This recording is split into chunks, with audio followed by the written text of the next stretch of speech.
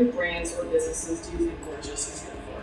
I think Gorgias is great for just about any kind of business, any industry. You know, obviously Princess Polly is an apparel company, fashion company. So the reason that we've had so much success with Gorgias as a fashion brand is based on our ability to operate quickly, right? And we have a Gen Z based customer. They expect things right away. So the service, from a service and reliability standpoint, it's something that our most loyal customers look for, is reliability. And Gorgias is definitely reliable and has been an absolutely incredible partner in regards to, you know, industry related things. And I know that there are other businesses too that the Gorgias team works so closely with to enhance their specific experiences. So, you know, whether it's a food and beverage company or a fashion brand, anybody is a good customer for Gorgias.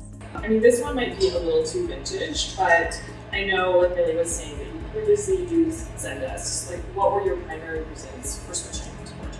Yeah, so we were on Zendesk when we first launched our US operation. And prior to that, Princess Polly launched in the US in 2019, and I started with the brand prior to that. So I've been with the brand long enough to know now and seen over time what the change and the transformation has been based on some of the success that we've had from that switch, right? Specifically in CX.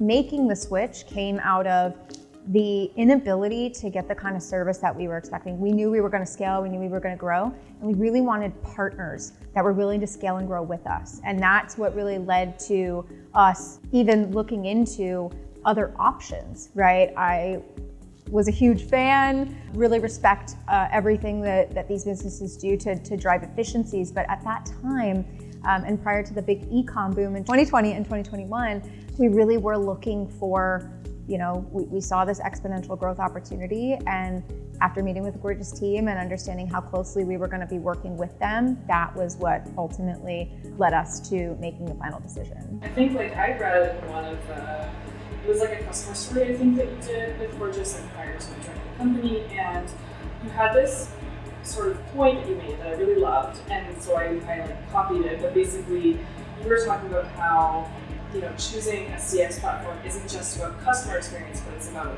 like agent experience, and then like the relationship between, like, you know, your business, which is Princess Polly, and then like our company, which is Gorgias. And I was just wondering if you could speak a bit to that, where it's like, yes, I think, you know, when we're going to select a CX platform, they're thinking about their customers, but it's like there's also the relationship piece between, you know, the provider of the software and the user.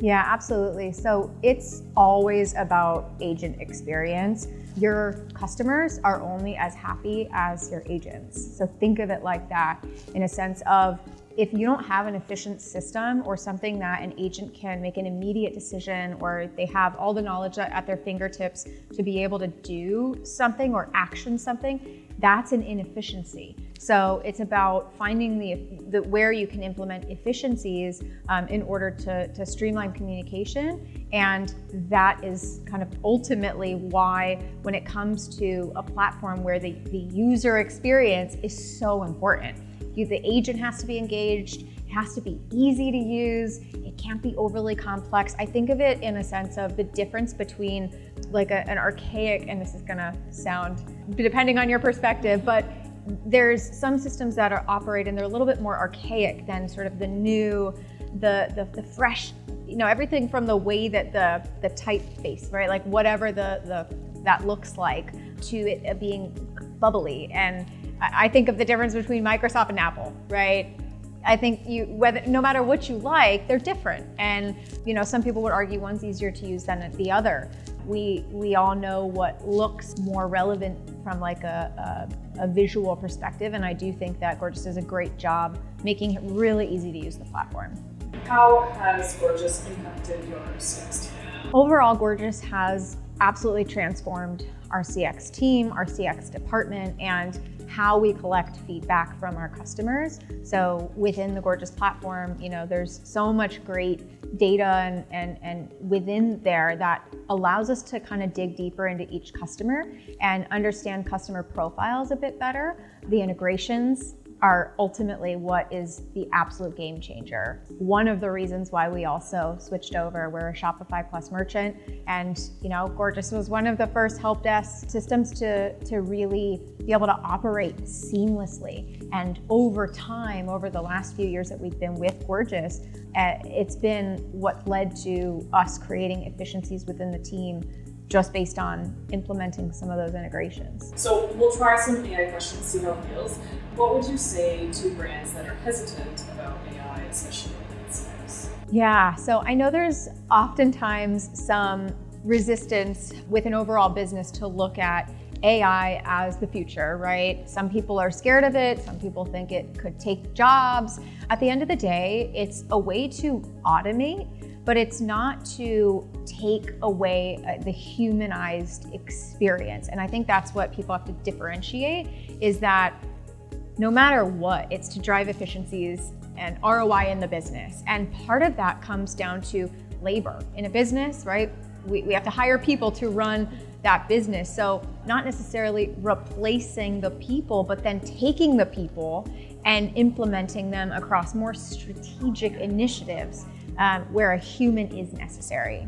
There's no wrong or right answer to this. This is something I've been asking everyone, but do you think AI is making CX more or less?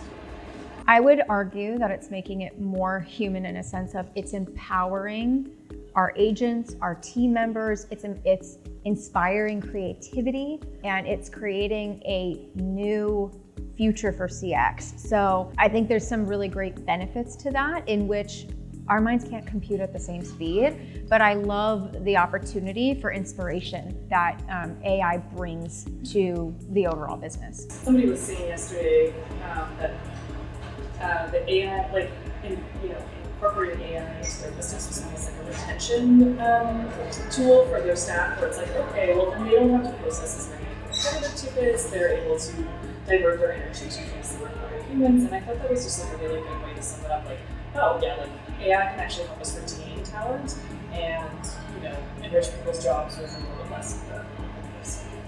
And then I would say, what measure of success, you don't have to give me a specific metric, but what measure of success made you confident that Gorgias was quote unquote working? Or you're like, okay, yes, this is having a positive impact on our bottom line. What was something you saw?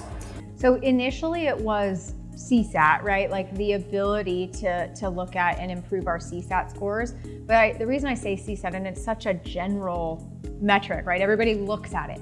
But does everybody dive into the reason why CSAT is what it is? And you can say, sure, but are you then taking all of that information and pumping it back through the rest of the organization? And that is the key. So Gorgias has allowed us to do that seamlessly. It's allowed us to do that and then make changes, whether it is product or marketing feedback or e-com feedback for the site, or specific CX related feedback, like an operational inefficiency where their shipping was delayed, right?